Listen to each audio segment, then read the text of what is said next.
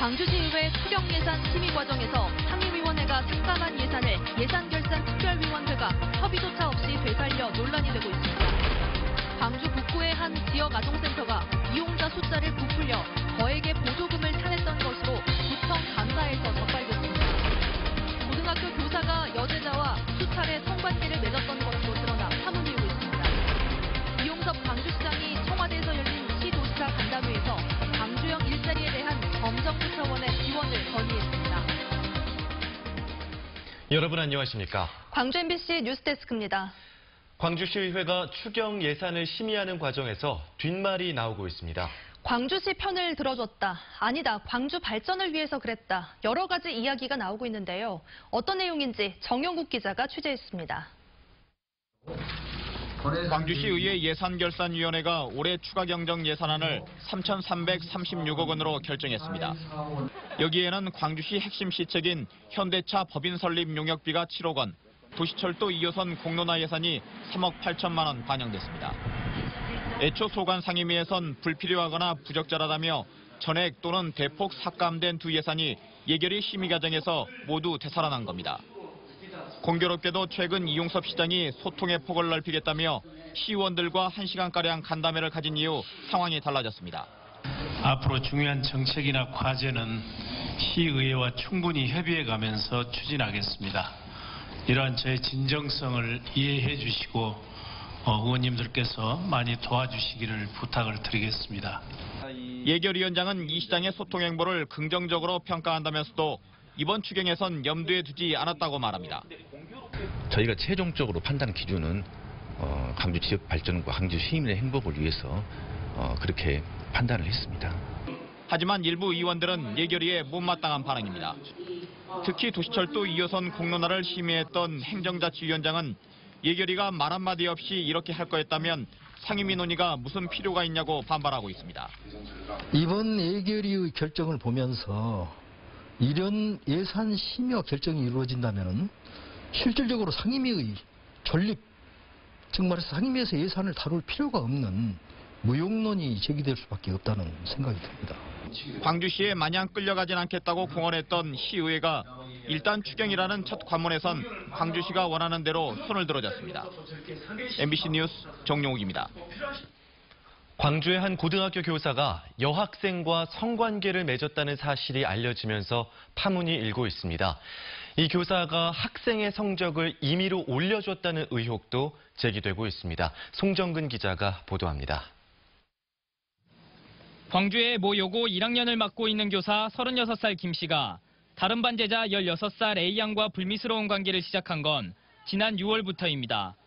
거부하는 여학생을 상대로 집요하게 성관계를 요구했던 김 씨는 차량과 원룸 등을 돌며 관계를 이어왔습니다. 이 과정에서 김 씨는 휴대전화로 성관계 장면을 촬영하기도 했던 것으로 전해졌습니다. 또 여학생의 1학기 기말고사 답안지를 조작해 성적을 올려줬다는 의혹도 받고 있습니다. OMR 카드를 줘서 학생 조카의 진술로는 서술형 문제 8점짜리 하나를 붙이게끔 해줬고요. 그다음에 객관식을 하나 더 쳤다는 이야기가 있습니다. 해당 학교는 기간제 교사인 김 씨와 계약 해지했다며 성적 조작은 확인하지 못했다고 해명했습니다. 진술서에 이미 이 선생님이 학생과의 부적절한 관계가 있다고 인정을 해버렸거든요. 저희 입장에서는 그 인정한 게 제일 큰 거 아닙니까? 저희가 일단 봤을 때는 어떤 특별한 사후 조작이라든지 이런 부분은 저희가 찾을 수가 없어요. 한편 해당 교사는 잘못한 점을 인정하면서도 여학생과의 강제성은 없었다고 말했습니다. 광주시 교육청은 해당 학교에 대한 감사에 착수했으며 경찰도 김 씨를 성추행 등의 혐의로 입건해 조만간 소환할 예정입니다. MBC 뉴스 송정근입니다. 광주의 한 지역 아동센터가 돌보고 있는 아이들의 수를 부풀려서 억대의 광주시 보조금을 받아온 사실이 감사에서 드러났습니다. 이를 토대로 자치단체가 감사를 확대하려고 하는데 다른 아동센터들은 반발하고 있습니다. 남궁욱 기자가 전해드립니다. 학교를 마친 아이들의 방과 후 활동을 돕는 광주의 한 지역 아동센터입니다. 이 센터에 다니고 있다고 등록된 아이는 26명. 그러나 실제로 확인해보니 절반도 안 되는 10명만 다니고 있었습니다. 광주 북구청 감사 결과 이 센터는 지난 6년 동안 부풀린 아이 수만큼의 보조금을 받아갔습니다. 이 아동센터는 출석부 등을 조작하는 방식으로 인원을 늘려 1억 2천여만 원의 보조금을 타는 것으로 조사됐습니다. 보조금이 허투루 쓰인 만큼 다른 지역 아동센터와 아이들이 혜택을 볼 수 없었습니다. 명부에 있는 애들이 거의 대반이 이제 안 다녔다. 몇 년 전부터 안 다녔다. 그렇게 해버리니까 이상해서 구체적으로 조사를 해야 되겠다. 해당 센터 측은 아이 수를 부풀려 보조금을 더 타는 것은 잘못이라면서도 보조금을 사적으로 쓰지는 않았다고 해명했습니다. 제가 잘못해서 그런 것인데 여기 타설하면 제가 이제 1억 2,500이가 되더라고요. 그러면 내가 다 써본 건 아니에요. 3,500만 주고 차를 샀어요. 아동센터 명으로. 그런데 갈등은 엉뚱한 방향으로 향하고 있습니다. 광주 북구청이 관내에 있는 다른 120개 지역 아동센터로도 감사를 확대한다는 계획을 밝히자 다른 아동센터들이 반발하고 있는 겁니다. 아동센터 연합회 측은 일부 센터의 일탈을 전체로 확대해서 보고 있다며 자치단체가 특별 운영비 지급을 하지 않기 위해 꼼수를 부리고 있다고 주장합니다. 전수조사를 해서 그 결과에 따라서 잘한 데는 주고 잘 못한 데는 안 주고 그러겠다. 이 계획을 가지고 있으면 이 전수조사의 결과에 토대로 해서 예산을 올리겠다는 건데 일부 아동센터의 일탈이 자치단체와 아동센터들 간의 갈등으로 번지고 있습니다. MBC 뉴스 남궁욱입니다.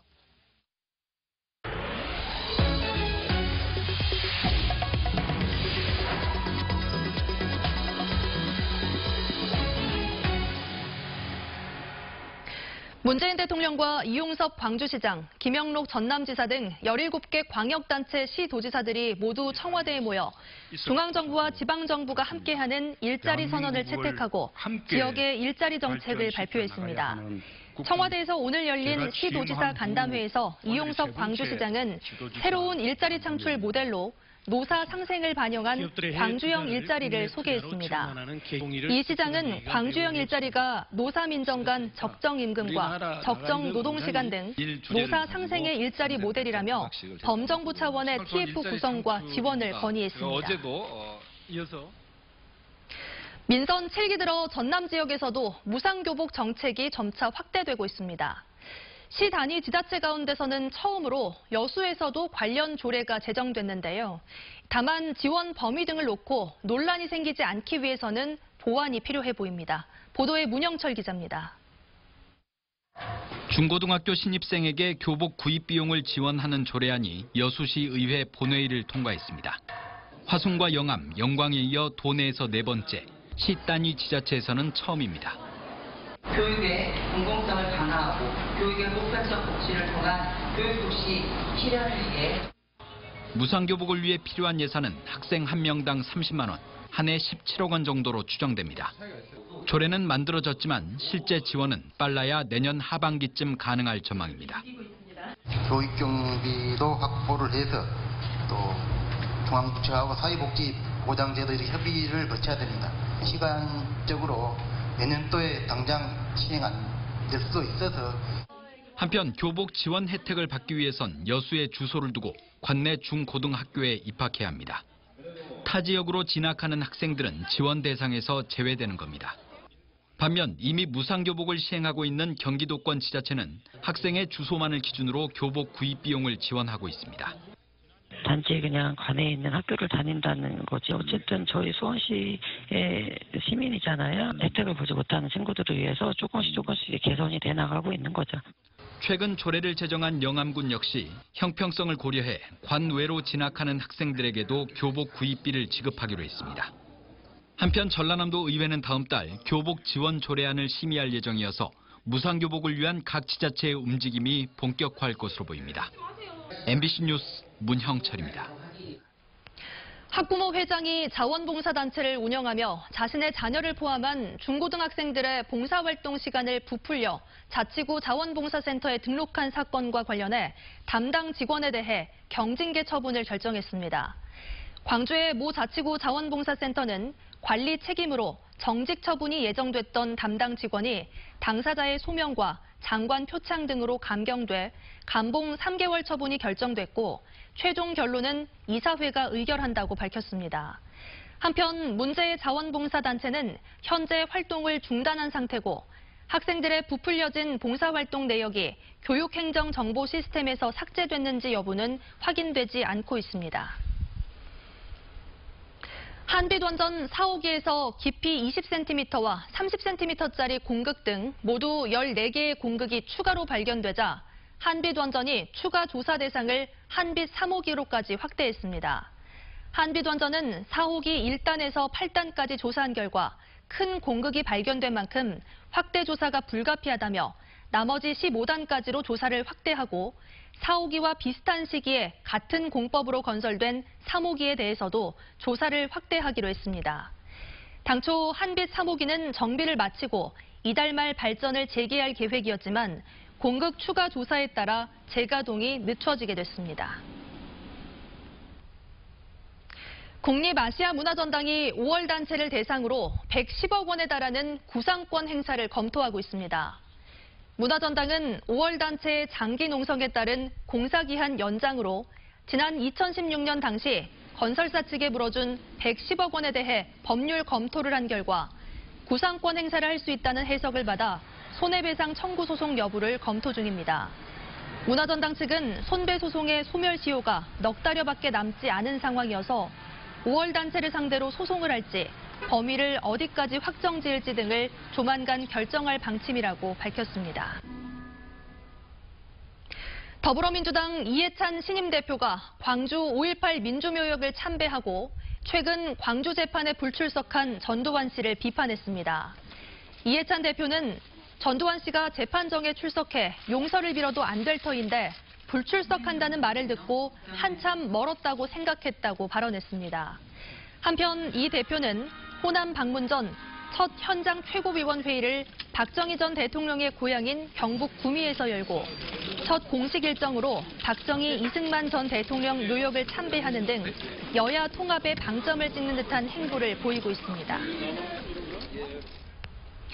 오늘 오후 5시 30분쯤 광주시 북구 중흥동의 한 버스 정류장 앞 도로에서 45인승 전세버스가 순환 1번 시내버스 뒤를 들이받아 버스 승객 64살 이모 씨 등 16명이 부상을 입었습니다. 경찰은 전세버스 운전자가 정류장에 정차해 있던 시내버스를 미처 발견하지 못해 사고를 낸 것으로 보고 정확한 경위를 조사하고 있습니다. 전국 농민회 총연맹 광주전남연맹이 내년 정부 예산안에 농업 분야 예산이 여전히 홀대받고 있다고 비판했습니다. 농민회는 2019년 정부 예산안 470조 가운데 농식품부 소관 예산은 14조 6천억여 원으로 3.1%에 불과해 올해 3.4%보다 더 떨어졌고 2010년 5%대에 비하면 8년 동안 40%가 삭감된 것이라고 밝혔습니다. 나주시가 혁신도시 개발 사업에 참여한 LH와 광주도시공사, 전남개발공사에 부과한 개발 부담금이 대체로 정당하다는 법원 판결이 나왔습니다.